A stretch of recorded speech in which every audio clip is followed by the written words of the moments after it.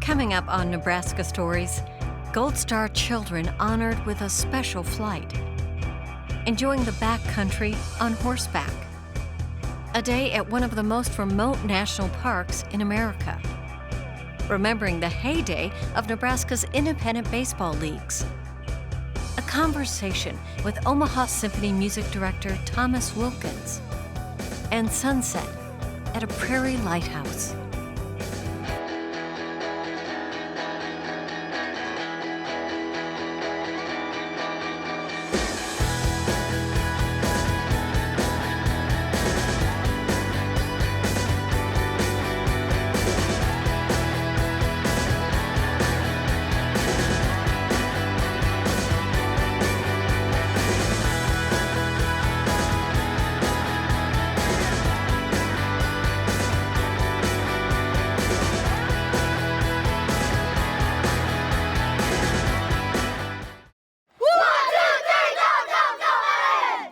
Nine-year-old Cody Robinson and his 8-year-old brother Wyatt are practicing for their next big football game. They're planning on winning. If you put your heart and mind to it, you can do anything. Their mom, Rhonda, is on the sidelines, as always, cheering them on. Good luck, Wyatt. The boys are both good athletes, just like their dad.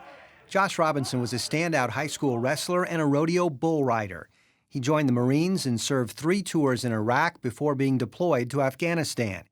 In 2011, the 29-year-old from Nelson, Nebraska, was on patrol in one of the most dangerous regions in southwest Afghanistan when he was shot and killed.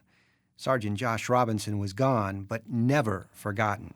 I think of it every day. It's very, I think of it every day, and I think the boys too. Every day I think about him and just think about good stuff about him and just think about the fun times like we had. He was probably the best dad. It's just, like, when I was younger, I always wished, maybe someday he'll come back, maybe someday he'll come back. But, like, as I got older, it started to get to me, and I started to realize he's not coming back, and it's gonna be a long time till we see each other again. I'm still having a hard time realizing that, but I guess, it's part of life, and it's part of the cycle. Josh's sacrifice means Rhonda, Cody, and Wyatt are now a Gold Star family. It's a unique group, like I've been told. It's not a group that you want to be a part of, but you are a part of because things happen. For one weekend, Nebraska's Gold Star families who have lost loved ones serving their country since 9/11 got together. They relaxed, met new friends, and didn't have to explain to anyone here what they'd been through. We work so hard at trying to be normal and be like everyone else, which is great, and we get really good at it, but having opportunities to kind of step back at times and just be among others that get it and understand without even having to really talk about it, it's kind of nice. The idea for this first-of-its-kind Gold Star honor flight came from Bill and Yvonne Williams, the Omaha couple who have organized many projects honoring veterans and the fallen. Every fallen family's feeling is the same, is that their loved ones are going to be forgotten. So that's our mission, is that they not be. We see the veterans that come back that are wounded, but we don't really see the widows and the children. And I think it gives people a chance to say, we're here for you, thank you.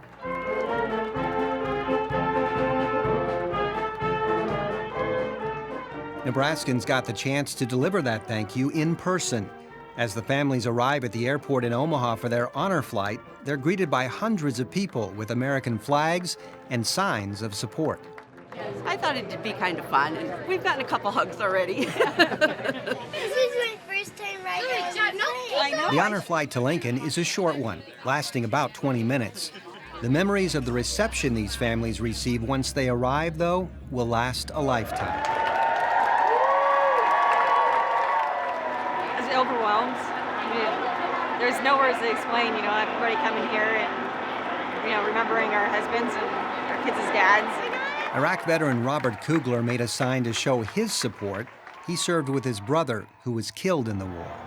I think it's really important for them to know that there's people that are still hurting on, with our own pain, but we're still here to support them, and because we're all in this together.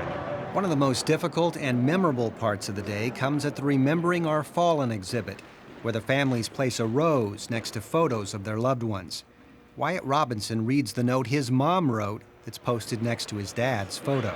Josh, so proud of you, and thank you for all your memories. Cody and Wyatt and me will keep your story alive.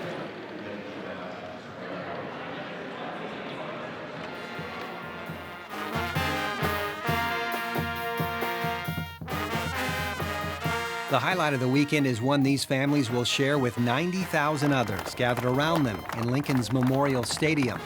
At this Nebraska football game, these Gold Stars stand out in a sea of Husker red. The families receive special recognition, including a standing ovation. The sky over the stadium fills with red balloons after the Huskers score. Earlier, though, these families have their own special moment, releasing gold balloons, each with a personal, handwritten message for their soldier, their husband, their dad. Dear Father, I miss you so much.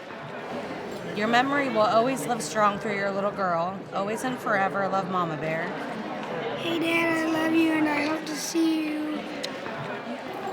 I love you, Dad, and I know you love me too.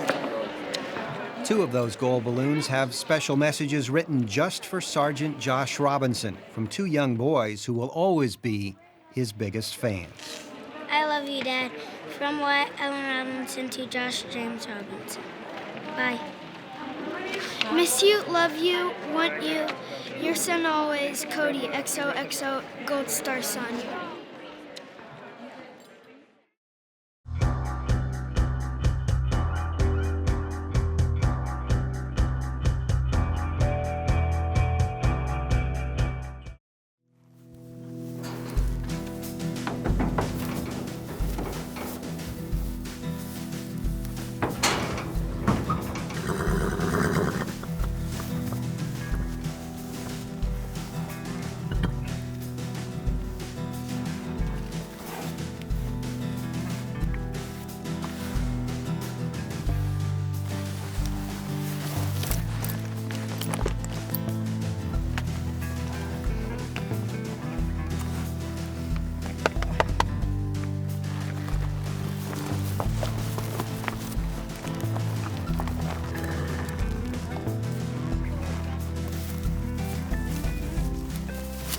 This is a beautiful, beautiful area. We're very fortunate in western Nebraska to have about 30,000 acres to ride horses. It's open to the public. It's so relaxing and so beautiful. I've been coming out here for at least 25, 26 years. Yeah, you got to bite out that bush. With all the development that's going on, if you didn't have places like this, we wouldn't have anywhere where we could go and enjoy and relax. Every time we ride, we go to a different place. There's trails for all levels of riders. We've got some younger riders with us, or maybe older riders. My mother, who is 74 years old, rides with me all the time. Sometimes we'll take it a little easy or just ride on really nice flat ground, and then other times we say, okay, we feel a little adventurous today, and we go up some pretty steep hills and down some steep hills. You really have to put a lot of faith in your horse. I feel safer with you in front of me. The connection with the horses is unbelievable. I mean, once you connect with an animal, it's something else.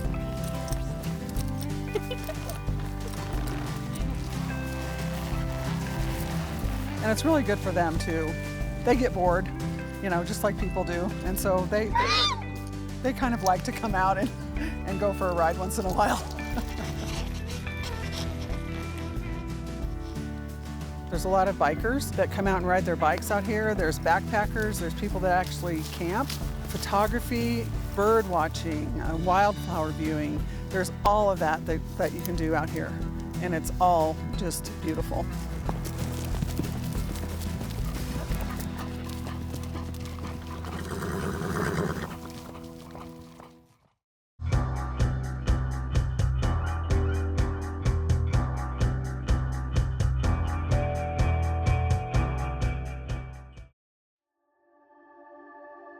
In the Niobrara River Valley, there is a place where even time could go to catch its breath.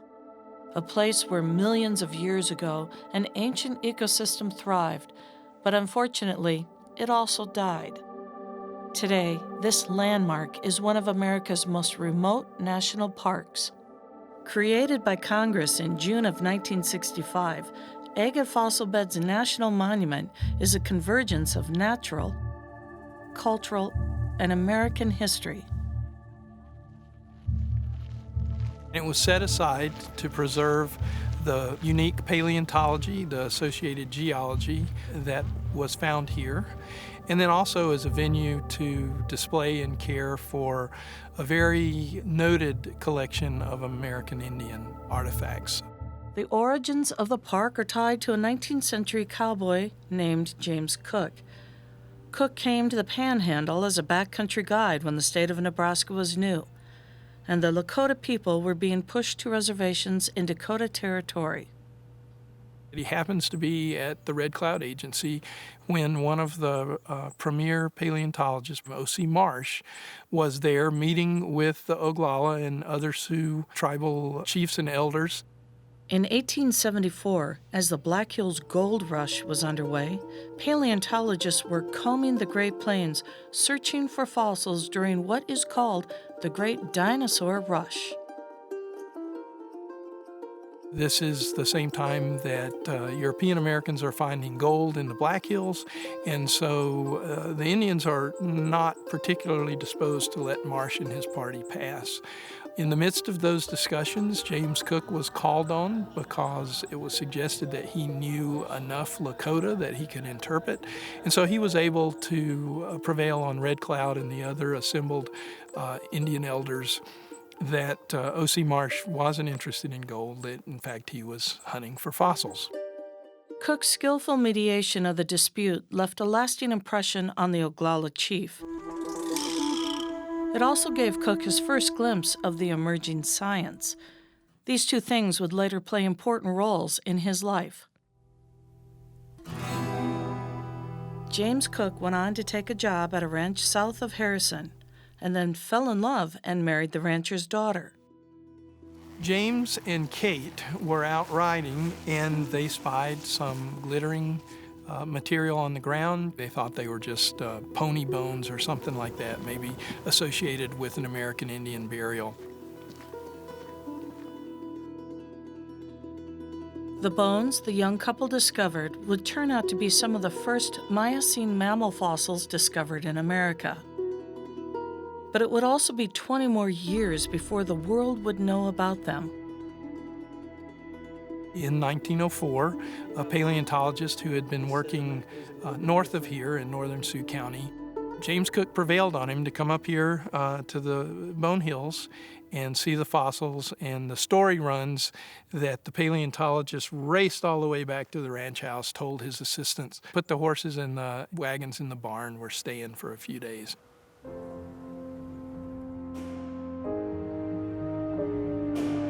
There was a period of 20 years where various institutions from largely in the East, but Yale, Harvard, the Carnegie Museum, the American Museum, those paleontologists were keenly interested in the large, very well-preserved fossils that they could find here. The fossils were discovered in two lone hills. One became known as Carnegie Hill, and the other, University Hill. Erwin Barbour, head of the University of Nebraska Paleontology Department, spent several summers excavating that site. Most of the fossil excavations here by major institutions were over by 1923. The hills contained unusual-looking animals that roamed the Great Plains 18 to 23 million years ago. The sloth-footed Chalicotherium meropus, the small antelope-like Stenomylus camel, the North American rhinoceros called Monoceros, the Paleocastor, a beaver that dug corkscrew burrows, Daeodon, a giant hog-like scavenger, and Diphenodon, or bear dog, a carnivore with bone-crushing teeth. This was the first place these animals were ever discovered to science. So that's what makes the fossil hills and agate fossil beds really so iconic. Scientists believe the prehistoric mammals died during a period of climate change, a warming trend that caused a mega drought. This was the last water hole in the area, and so it's too far away to go find food, so they just lie down and die en masse, much like we see animals doing in East Africa today during periods of drought. So you have a large death scene, and then the carnivores come in and just have a field day. Whether this happened all together or whether it happened in phases, over hundreds of years, I'm not sure we know that, but what we do know is that these animals were found in massive numbers in what truly is a large death assemblage here on these two hills. Agate Fossil Beds National Monument is also known for its collection of 500-plus Native American artifacts. In 1874, when James Cook successfully mediated the agreement for passage between paleontologists O.C. Marsh and Red Cloud, it marked the beginning of a lifelong friendship between the Oglala chief and the cowboy rancher. And they would get passes from the government to come off the reservation and stay around the Cook Ranch. They would conduct traditional ceremonies and dances, and I think a good time was probably had by all.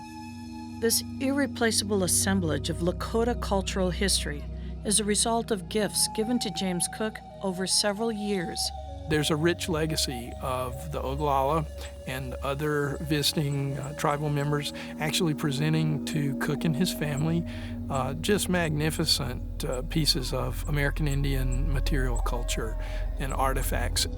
Along a quiet highway in the far corner of Nebraska, you can go off the grid at Agate Fossil Beds and step back in time to see where ancient antelope played and magnificent buffalo once roamed.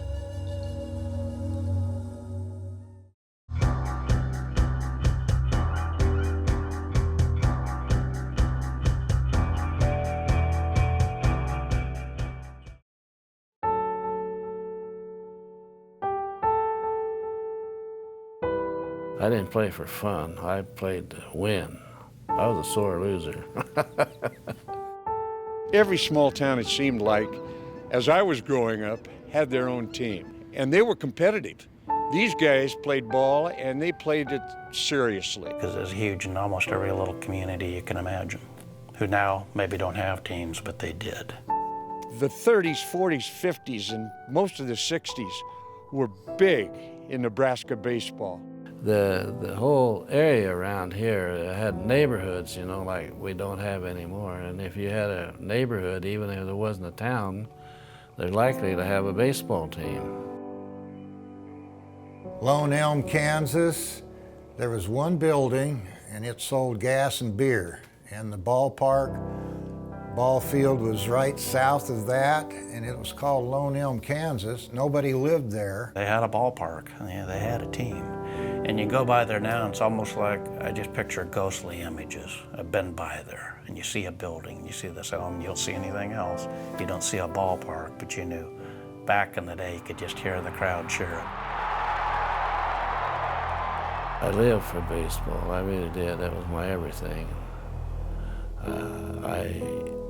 I had I think it was 52 or 53, 53 I think. I had the scout from Chicago White Sox, Hugh Alexander, come down and scouted me as we played Liberty one Sunday. It was all Sunday games in them days because nobody hardly had lights, And as soon as the game was over, I hadn't even got off the field, there he was talking to me.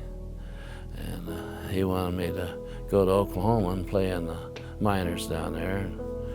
And my brother was in the Army at that time in Korea, and Dad wasn't feeling good, and I wanted to go, and Dad said, if you go, we're going to lose the farm.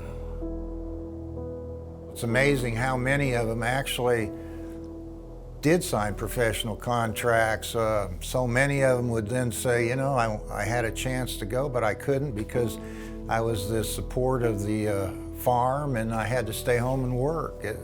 Many situations like that. It wasn't easy. I had that in my mind. I thought, I'll run away from home and I'll go down there.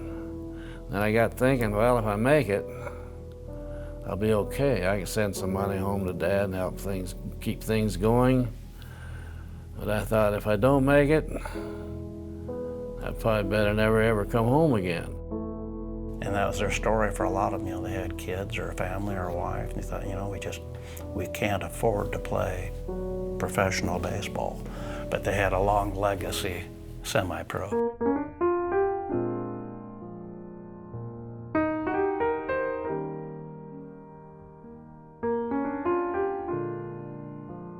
You had your church, and then your chicken dinner, and then baseball. There wasn't any other distraction. Baseball was pretty much it in the summertime. It was a social night for the whole community. They'd pack them in. I mean, farmers would come from all over, not just the townspeople. There'd be cars parked all the way around the ballpark, and they'd draw 3,000 people. It was a topic of conversation all the time. They took pride in it. Each town had their own team, and they loved that team. They supported that team. That was, I really enjoyed that. That was a great part of life, and I feel sorry for the people that didn't get to participate in that. There's nobody that shows up for the games, and there's no rivalries. They're just playing baseball for the love of the game, and that's okay, but they don't get that other stuff that we got. To this day, it bothers me. I wish I'd have went and not made it. I'd feel a lot better than the way I do now, because I never will know. That's the big thing. I'll never know. The pictures on the wall, the memorabilia that we show, we can identify with those old boys how important it truly is to keep it alive.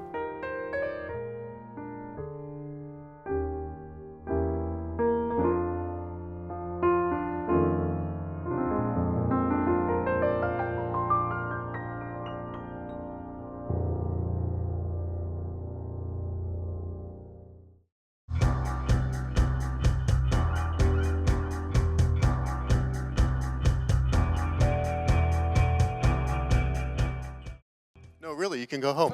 He's the director of the Omaha Symphony Orchestra, the first African-American conductor ever in the history of the Boston Symphony, and a guest conductor for orchestras across America.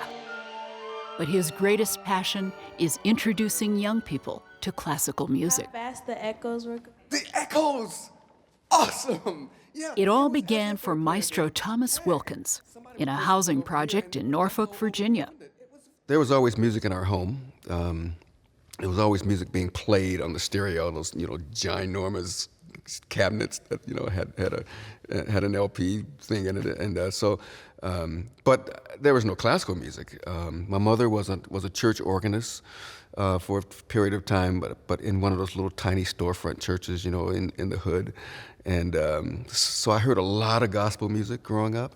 There were groups called like the Mighty Clouds of Joy was one of them. In fact, I remember a lot of gospel music, a lot of R&B growing up, a lot of soul music, and it wasn't until really third grade on the day that I discovered I wanted to be a conductor that I actually heard anything that was classical music, and certainly that was the first time I had heard an orchestra. It was a place called the Arena Theater in Norfolk. I didn't know what was going on in that building. So it was a short bus ride from my elementary school over to the Arena Theater. And there was this orchestra on the floor because all the kids were sort of up and around. And so I'm looking down on the orchestra and I see all of these people with all of these musical instruments. And they're warming up, so I hear all of these sounds for the first time. And then, sure enough, this man comes out. He had long blonde hair, and he started to play the snare drum, and the orchestra stood up, and they played the Star-Spangled Banner, which I had heard before, but never in the voice of an orchestra. And from that moment on, I am totally locked into what's going on stage. And for the most part, I'm locked into what this man was doing who was waving his arms. And I thought, this is what I want to do. I mean, these sounds had captured me right away. And I loved his proximity and his seemingly involvement with the sounds that I was hearing. And I thought, I think I want to be a conductor when I grow up.